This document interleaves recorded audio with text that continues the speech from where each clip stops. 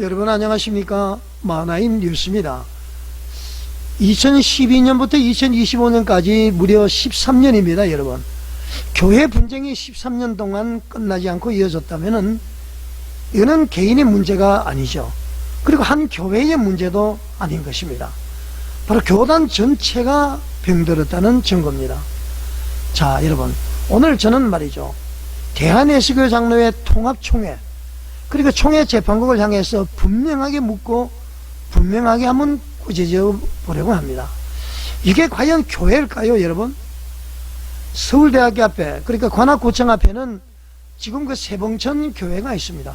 과거의 이름은 봉천교회였습니다. 2012년에 그 담임 목사의 은퇴를 앞두고 말이죠, 새로운 분을 청명을 했는데 그분 이름이 바로 정준 목사님이시죠. 근데 부임하고 얼마 되지 않아서 약속 이행이라든가 이런 모든 문제가 때문에 분쟁이 시작이 됐습니다. 결국은 이제 정준 목사님께서 새로 청명되신 분이 정준 목사님인데요, 이분이 이제 개척 형태로 교회로 분리해서 나가게 되고요.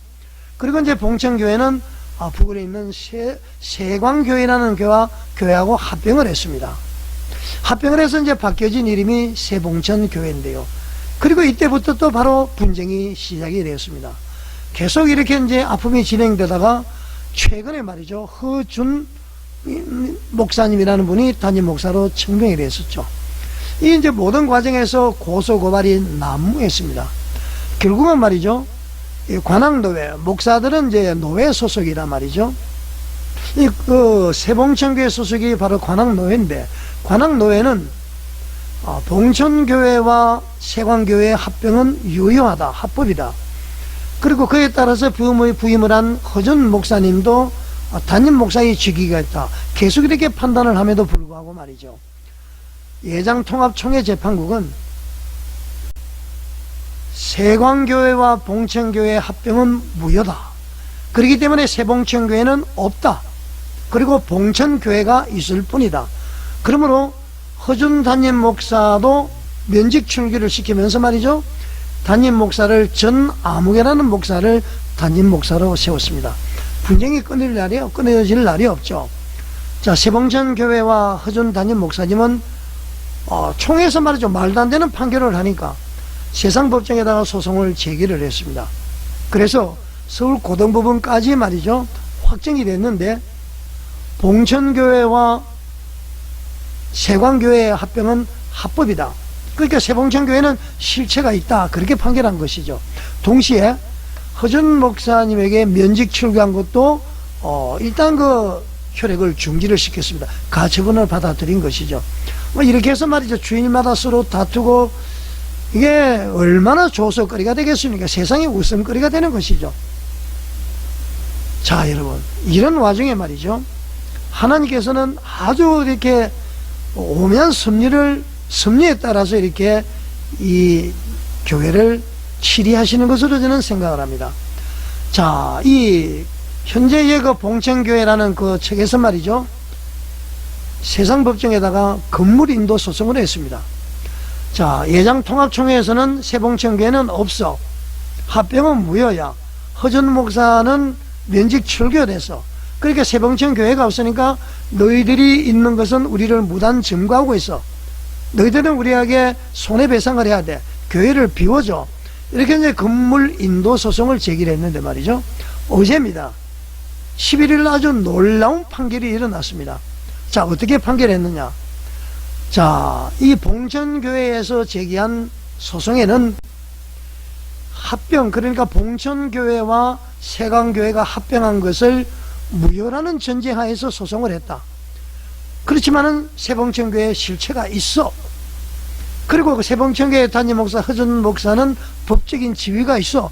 이렇게 판결을 하면서 말이죠, 건물인도 소송을 아주 이유 없다면서 기각을 해버렸습니다. 그러니까 세봉천교회가 말이죠, 원사이드로 지금 이겨버린 것입니다. 놀랍죠? 그리고 그 소송을 제기한 봉천교회 측, 좀 넓게 의미하면은 예장통합총회가 완패를 해버린 것입니다. 자, 여러분, 이게 얼마나 창피합니까? 세상 사람들이 볼 때 얼마나 조석거립니까, 여러분? 자, 여러분, 놀랍게도 말이죠, 이 분쟁의 중심에 선 사람이 있습니다. 누구냐? 바로 백남주 장로라는 분입니다.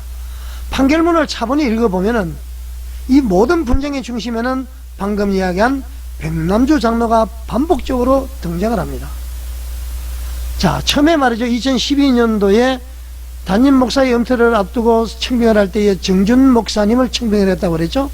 그 정준 목사님의 청빙 과정에서의 핵심 인물이었습니다. 백남주 장로가. 그리고 정준 목사를 내보내는 과정에서도 중심에 있었고요. 봉천교회와 세광교회 합병을 주도했다고 해도 과언이 아닙니다. 그리고 합병 당시에 말이죠. 이 백남주 장로는 1억 원이라는 거금을 말이죠. 출자를 했다. 출자라고 이야기해야 될까요? 헌금을 했습니다. 그리고 합병위원회의 대표 역할을 했습니다. 그런데 말이죠. 훗날 그 합병을 무효라고 이야기를 하면서 노회, 총회, 세상법정까지 막 흔들어 버렸습니다. 여러분, 이게 정상으로 보입니까, 여러분? 자기가 중심이 되어서 만든 결정들을 말이죠. 시간이 지나서 마음이 바뀌었다고, 무엇 때문에 바뀌었는지는 모르겠습니다. 이해관계가 달라졌다고, 모두 무효라면서 말이죠. 교회를 무너뜨리는 소송을 남발하는 것. 이게 여러분 장로의 모습이 맞습니까, 여러분? 자, 그러면은 총회 재판국이라도 제대로 대처를 했으면은 그런 일이 없었을 거예요. 자, 그러면은 총회 재판국의 결정 왜 문제인가 한번 보겠습니다. 총회 재판국은 이렇게 판결했습니다. 봉천교회와 세광교회 합병은 무효야. 세봉천교회 담임 목사 허준 목사님을 면직 출교해버렸습니다. 그리고 세봉천교회는 사실상 존재하지 않는다. 그렇게 판단하면서 말이죠. 봉천교회가 있어. 전재홍 목사라는 사람이 봉천교회 위임식을 해. 그래서 이제 관악노에다가 이렇게 행정명령을 내립니다. 자, 그런데 결과는 어땠습니까? 세상법원은 분명히 말했습니다. 총회 재판국 판결의 효력 자체는 교회 내부의 문제지만은 그 판결만으로 세봉천교회의 사법적 권리관계가 소멸되었다고 볼 수가 없다. 세봉천교회 실체가 있다, 그런 얘기입니다. 합병 무효한 것은 교단 내부의 일이지만은 사법적으로 권리관계에 소멸된 것이 아니다. 그리고 말이죠. 허준 목사님의 면직 출교도 문제 있어. 그 효력을 중지시켰습니다. 그리고 이제 백남주 장로 측이 제기한 건물인도 소송 결과 완전히 완패했습니다. 전부 기각을 시켜버렸습니다. 아까도 얘기했습니다만 법원은 말이죠. 합병이 무효라고 볼 증거도 없고 건물 인도를 요구할 법적 근거도 없다. 분명히 손을 그어버렸습니다. 자, 여러분, 총회 재판국은 무엇을 기준으로 재판했는가? 문제의 핵심은 바로 이것입니다.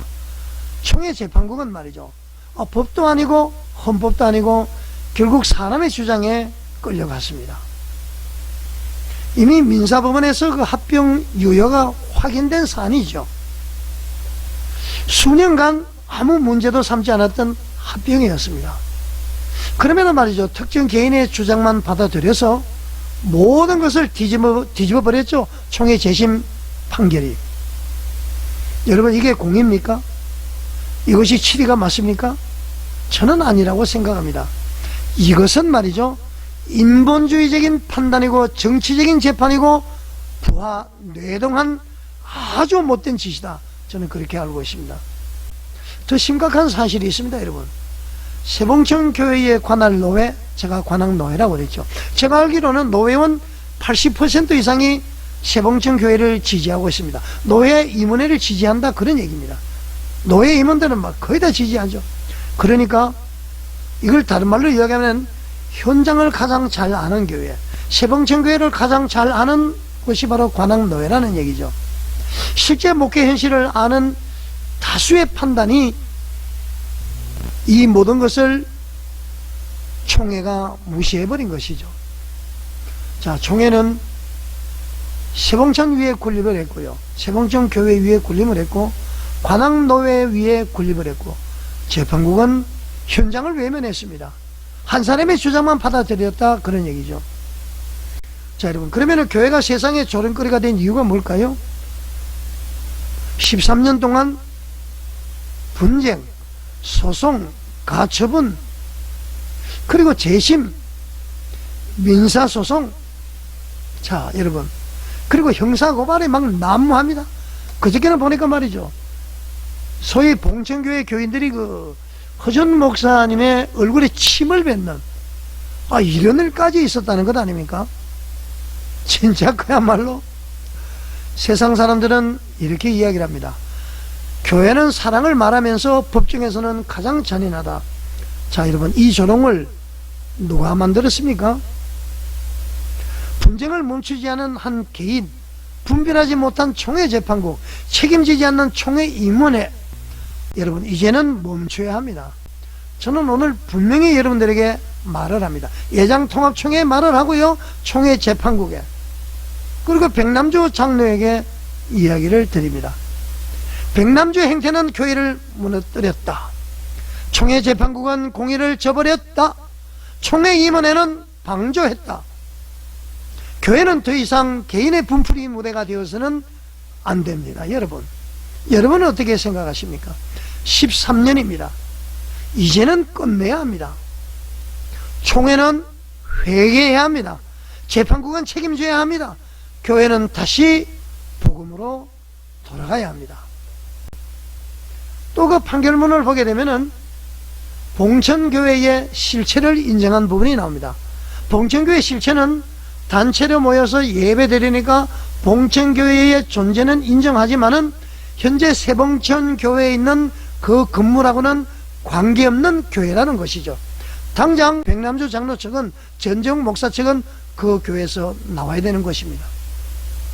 나오지 않으면 이제 불법 증거가 되겠죠. 재판국 책임져야 합니다. 교회는 다시 복음으로 돌아가야 됩니다. 총회 임원회 각성해야 되는 것입니다. 자, 이 사건은 세봉천 교회의 문제가 아니라 말이죠, 예장통합총회의 실패를 보여주는 거울인 것입니다. 자, 부산의 동년교회부터 시작해서 곳곳이 말이죠, 말로서 표현은 못합니다. 예장통합총회는 그렇게 인물이 없습니까?